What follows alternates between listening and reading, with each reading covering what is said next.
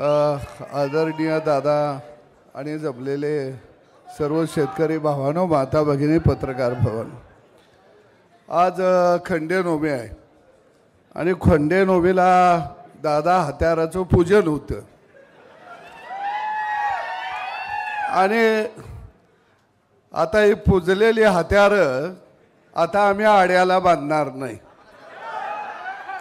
आता या हत्यार आम्ही हातात घेणार आहे.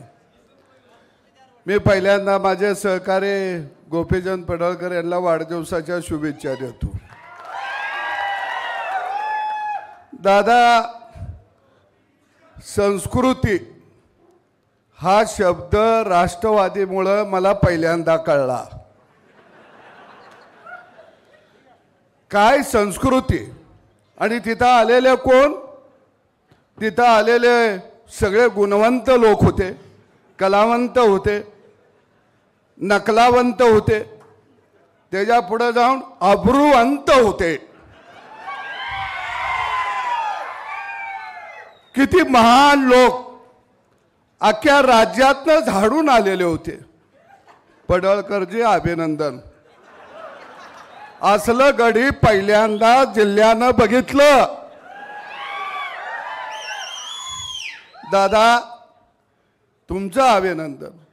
तुम्ही शांत संयमी व्यक्तिमत्व, तिसरा डोळा तुम्ही पहिल्यांदा उघडला म्हणून तुमचं अभिनंदन.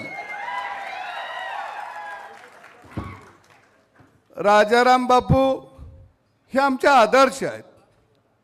मी बापू बरोबर काम केलंय. मी म्हटलं बी की बापू विषय आमच्या मनामध्ये आदर आहे. पण सांगलीला जी सभा झाली, ती जर सभा बघितली तर काय परिस्थिती होती. मी जयंत पाटलांना साधी गोष्ट विचारतो. आम्ही बापूवर काम केलंय. बापूनी माणसं कोण कोण उभा केली? पंडितराव जाधव, नानासाहेब सगरे, इकडं संभाजी अप्पा, प्राध्यापक शरद पाटील, अजितराव घोरपडे, अशा अनेक माणसं, व्यंकप्पा पत्की, किती माणसं उभा केली. आणि नुसती माणसं उभा केली नाही तर त्या माणसांना ताकद दिली. आणि तुम्ही किती महान काम केलं.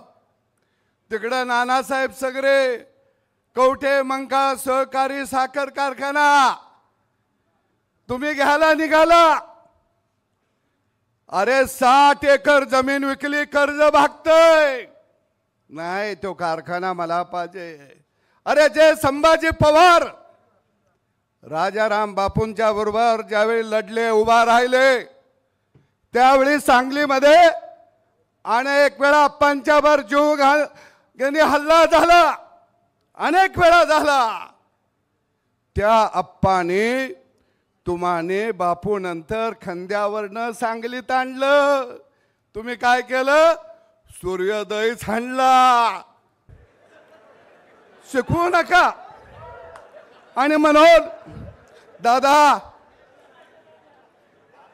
मला 2003 साली बावची फाट्यावरती जयंत पाटलाच्या गुंडांनी मारलं. अरे त्यावेळी तुम्हाला वाईट नाही वाटलं? त्यावेळी संस्कृती नव्हती. आणि दादा, दुसऱ्या दिवशी संपूर्ण जिल्हा रस्त्यावरती आला, सगळं भाजप रस्त्यावरती आलं, संभाजी अप्पा सगळी रस्त्यावरती आली. सांगली जिल्हा बंद पडला. दादा, माझी आई त्यावेळी पेठ नाक्याला 20-25 बायका घेऊन रस्त्यावरती हायवेला उभा राहिली ती. मला प्रचंड मारलं. तर माझ्या आईनं 3 तास जयंत पाटलांना सांगतो, अरे दरबारात माणसं कसली ठेवली ती तुम्ही? 3 तास माझ्या आईनं रस्ता रोको केला. ज्यावेळी आईला पोलीस उठवायला गेले त्यावेळी आईनं सांगितलं, काळजाचा तुकडा इथं येत नाही तोपर्यंत मी उठत नाही. माझ्या आईनं डोक्यावर डांबरीवर डोका आपटला माझी आई रक्ताबंबाळ झाली. 3 तासानं दादा पोलिसांनी मला तिथं नेलं. मी आंदोलनात होतो त्यावेळी दादा माझी आई उठून मला मिठी नाही मारली.